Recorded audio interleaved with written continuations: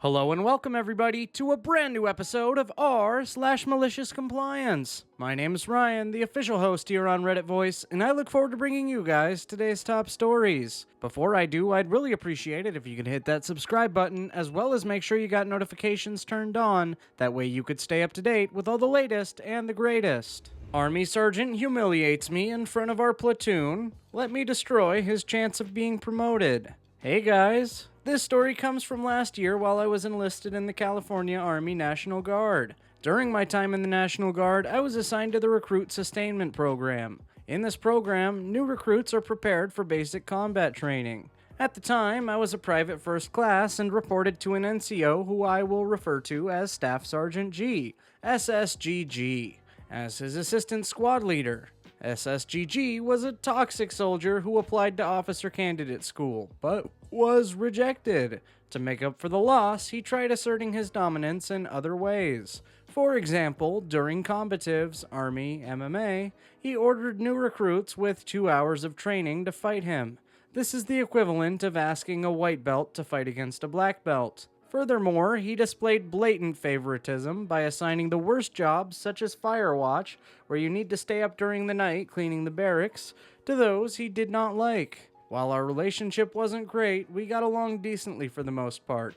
However, that began to change when I received a 4-year national scholarship from ROTC, another office training program. Besides covering the tuition or of going to college, the scholarship also guaranteed that you would be commissioned as an officer when you graduate college, meaning I would soon outrank him.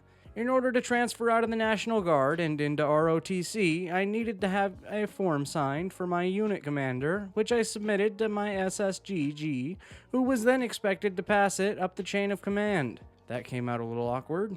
However, this first sign of our relationship fraying was his forgetfulness to pass the form up. Every time I asked for an update, SSGG gave me the runaround, claiming that the form slipped his mind and promised to pass it on in a few hours. After a month, I decided enough was enough and asked a third person to help me with the paperwork. She went above and beyond and got my paperwork to the commander within a week. SSGG was not happy that I flouted his authority, causing our relationship to take a significant turn for the worse. He began to nitpick at my uniform, looking for any slight mistake that he could punish me for. One day, I missed a small patch of facial hair while shaving. In the Army, we're expected to be clean-shaven. While another time, it was my name tape, which was slightly ajar after a day of field training. SSGG brought down the hammer on me, and I'd be yelled at in front of the squad and recruits who we were training. For every infraction, I did 100 push-ups. I took these punishments in stride, as not only was SSGG technically correct, but also arguing with a superior in front of a bunch of new recruits would send the wrong message to a bunch of future soldiers. As I continued to avoid confrontation, SSGG continued to grow bolder.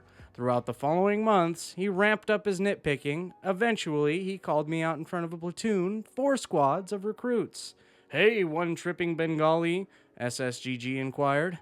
"What's your ASVAB score?" The ASVAB is a test you can take when entering the military. The percentile you score in becomes your actual score, so if you place in the 84th percentile, you have an 84 on the test. Fun fact, because I took it in high school. ASVAB stands for Armed Services Vocational Aptitude and Battery Test.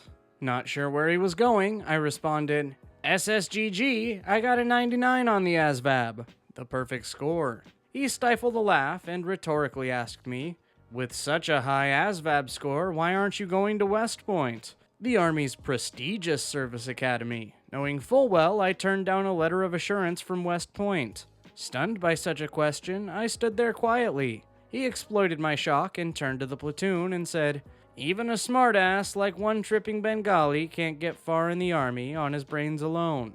As he broke out laughing away, I was livid. I swore I would get revenge against SSGG for humiliating me in front of the platoon, but I knew I couldn't openly defy him. I waited for a chance to get back at him, a chance which he kindly gave me at the end of the day. During the day, we had been conducting training on military operations in urban terrain using paintballs. We had a mock village in which we had been fighting in all day. Obviously, the village had been covered in paint as untrained recruits mag-dumped paintballs at each other. The people responsible for the maintenance of the facility were fine with this as long as we cleaned it up ourselves. As per company equaled 4 platoons of 4 squads, policy stated, we could not go home from training until we had cleaned all of the equipment and locations we had used, which included the mock village. Once training completed, SFCM, SSGG's boss, assigned our squads the task of cleaning the village. However, SSGG decided he had better things to do than to supervise cleanup and ordered me to take over. However, we had no cleaning supplies and went to SSGG to raise my concerns. Seeing me approach, SSG turned to me and yelled, "One trip in Bengali! What part of clean the village do you not understand?" in front of the entire squad. "Sergeant," I explained, "we can't clean as..." "Can't do what?" he interrupted. "You can't be an officer, so go out and lead. I won't be there to hold your hand in combat. I can't solve all your problems. Make do with what you have and improvise." Turning to his friend, SSG stated, "Can you believe this guy wants to be an officer?" Cue malicious compliance. Looking out into the field and seeing cut grass, I got an idea. "Yes, Sergeant," I said and walked back to our squad. When I got to them, I stated, "We don't have any cleaning supplies, so we're gonna improvise. You see the piles of cut grass out there on the field? Go grab them and use them as brushes." My squad looked in shock and in awe. I gleefully responded, "Sergeant's orders. We're to make do with what we have." 2 hours later, we're still scrubbing paint off the walls. Meanwhile, every other squad in the company had finished their assigned tasks and were waiting for us to finish our work so they could go home. SFCM was getting annoyed. He correctly surmised there was no reason we should be taking so long to finish a simple task and decided to investigate. Out of the corner of my eye, I saw him approaching and turned to greet him. "What in the actual fuck are you doing, Private?" SFCM screamed. "Why are you trying to scrape paint off with grass? Why the hell are you not using your brushes?" "Sergeant," I responded, trying not to break out laughing, "I asked SSG for supplies, but was ordered to make do with what we have." SFCM couldn't believe what he was hearing. He went off to the recruits in our squad to independently verify my claim. When 4 different recruits told the same story, he beckoned me over and called SSGG. "SSGG?" SFCM asked in his calm and controlled firm voice. I heard some mumbling, which I assume was SSGG, greeting followed by the roar of, "Why the fuck did you not give your squad cleaning supplies?" from SFCM. I was on the brink of dying of laughter while SFCM yelled at SSGG over his incompetence while demanding he bring over the supplies. All SSGG could muster between each roar was a quick, "Yes, Sergeant." After SFCM finished off his triad, he looked at me and said, "Carry on, Private," as he walked away. As soon as he turned the corner, I burst out laughing. 5 minutes later, SSGG drove up with the cleaning supplies. Sweating, he distributed the cleaning supplies, worried that the SFC would find him in person and tear into him again. Half an hour later, we were back with the rest of the company getting dismissed. However, the day did not end there for SSGG. Through the grapevine of a friendly NCO, I found out that SSGG had gotten in a lot of trouble with the company's leadership over his stunt. Not only had the 1SG, SFCM's boss, privately tore into him, but he also made sure the incident showed up on SSGG's evaluation report, which will make it far harder for him to get promoted. As far as I know, SSGG is still in the same position he was in last year, while I've started my officer training. It sure feels good knowing that SSG got what he deserved. Edit 1. For those in the know, I was a split ops in Green Phaser when I left the National Guard. I was released through a conditional release. For those wondering why this unit seems so weird, it's because this is not a traditional unit within the Army. It's a National Guard RSP unit, a unit for recruits who haven't shipped to training. At the time of this story, I was a split ops soldier who had just finished BCT. Because split ops soldiers are not MOSQ, we are no use to our actual units. Thus, we return to RSP where we're assigned to a squad and assist the SL in whatever way they want. For me, it was normally acting as a teaching assistant during classes on land nav, first aid, etc., and acting as a lane walker. For those asking why I chose not to go to USMA, I got into a school that's more academically prestigious than West Point. As the school offered me a scholarship in conjunction with ROTC, I will graduate debt-free. To me, this negated USMA's major advantage over its peers. Furthermore, I have the freedom to do what I want with my summer. For example, this summer I've been in India studying Hindi through an ROTC program called Project Go. I would have never had the opportunity to do this in West Point, and in the end I'll be a 2LT regardless of whether I go to USMA or commission through ROTC. So given ROTC's clear advantages, I opted for ROTC. You want to finish late tonight and start early tomorrow? No problem. Hi, I drive charter tour coaches for a living, and our industry is very heavily regulated, as it should be, as we carry the most valuable of cargo, your family, kids, relatives, and if I fall asleep and hit your car, well, you can work it out. Now, one of the rules is after a workday, a minimum of time and complete rest must be given undisturbed, by law. This can be reducted, but only 3 times a work period, between 2 weekly rest periods, basically between your days off. Another interesting rule is, by law, if your reset's disturbed, you must restart as though you've had no rest. This will be important later. It sounds confusing, but I can only have 9 hours rest 3 times a week, and the rest must be 11 hours minimum. Less than 11 complete hours rest period, and it's treated like I had 9 hours only, even if it's 10 hours, 59 minutes. Because of this, most tour companies keep rest periods to 11 hours minimum, looking on the reduced rest as a just in case we get held up and get finished late, so we can start on the time the next day and stick to the itinerary. Now, we worked with one tour company, I'll call them Mega Cheap Tours, and their tour leaders like to squeeze every last bit of driving out of their rural tour hires. Excursions all day to some out-of-the-way flea pit, as long as the tour leader gets a kickback, travel to hotel, then a dinner transfer, and back to the hotel at night. None of it as the itinerary stated. Most good companies eat close or in the hotel to allow the driver to rest. But for these guys, cheapest was best, and if that meant an hour there and an hour back at night, so be it. Screw the driver, we're paying for him. The reason for this is the tour leader got a kickback if they ate for the tour leader's favorite spots, and they had one in every overnight stop. I just spoken with my traffic manager about how these guys ignored the itinerary and was told to just do what they say. They're the customer. Now, I was working with one tour leader, we'll call him Juan, well known for not only working you to death, but also stiffing you on your gratuities. He collected them from the passengers on the last day as we traveled to the airport to help you, sat behind you, and then placed them in an envelope you knew was light from experience.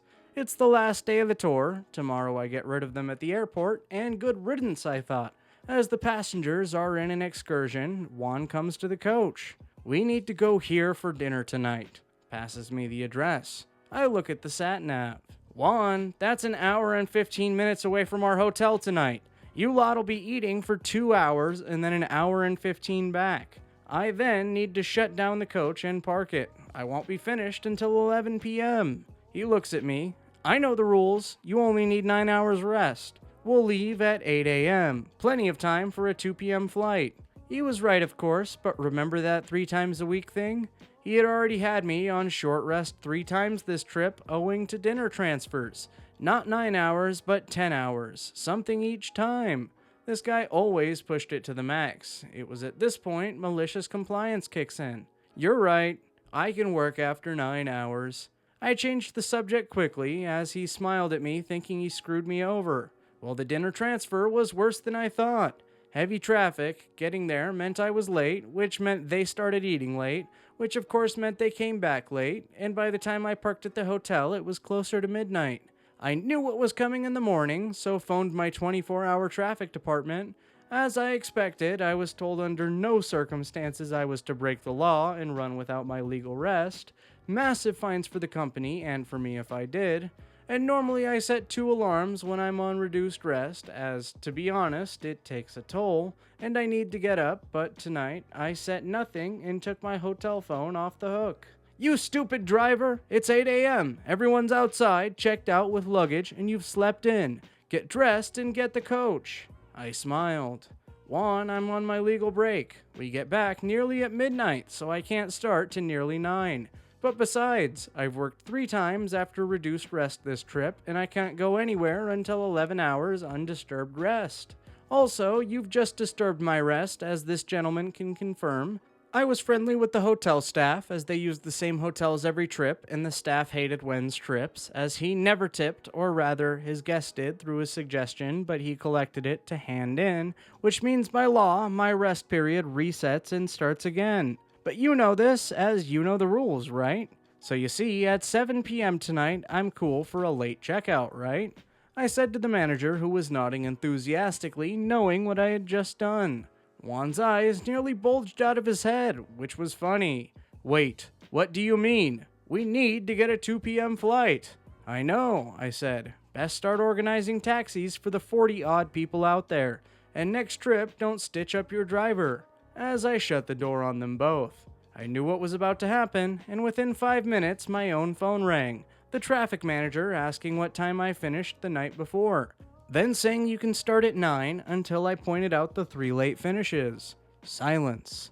Then, well, you're right, but don't expect to be doing any more of this company's tours. They will request we never send you. I asked if he wanted me to drive without legal rest. I knew he wouldn't dare say yes, as I could be recording it. No, you must take legal rest. This is the tour leader's problem. Of his making, if he had stuck to the itinerary's hours, everything would be fine. Just do me a favor and start at 11 a.m., not 7 p.m. We need the coach back here tonight. I knew when not to push it any further, and said I'd be happy to start at 11 a.m., and would start getting ready now to go down for breakfast. An hour later, I went down and saw Juan surrounded by angry passengers screaming at him with a phone to his ear. He saw me, and he came over. Mr. Driver, please. I nor my company can get a coach to hire, and it's 40 miles to the airport. Our flight leaves in just over 4 hours. My company is mad that I've not left and let you get legal rest. They're blaming me. Please help me. I couldn't resist. Juan, if you use all those gratuities you've stolen from me and everyone else over the years, you'll be able to afford to hire 10 taxis no problem and make the flight. But I'd be quick about it, otherwise you might get stuck with 40-odd replacement flights as well as taxis. Juan gulped, I bulged, and went white, all in one. It was funny to watch. He ran to reception asking for 10 taxis. What was funnier is when the taxis showed up, they said he needed another 4 or 5 just for the luggage. Each person had 2 massive suitcases. I just sat watching the show through the window, eating my breakfast and drinking my coffee. The staff thought I was a hero, and all smirked and looked from their respective posts. I knew after this, no tips from the passengers would change hands, and the cost of those taxis would hit his current fiddle bankroll hard. Or so I hoped. My boss was right. I never have, nor never will, do his company's tours again. And it was quickly passed back that I was not wanted, but Juan has never been back leading the company's tours either. My ex-colleagues, I knew my cards are marked as trouble, and found another job with another charter company very easily, have told me now that the tour leaders are told by their head office to never give the drivers less than 11 hours off every night, and factor this into any dinner transfers. If it can't be accommodated, then no dinner transfer, and no off-itinerary excursions. Period. And there you have it, folks. The end of today's 2 top stories. If you liked them, be sure to leave a like, as well as subscribe with notifications turned on. That way you could stay up to date with all the latest. As always, my name's Ryan, the official host here on Reddit Voice, and I look forward to seeing you guys in tomorrow's video.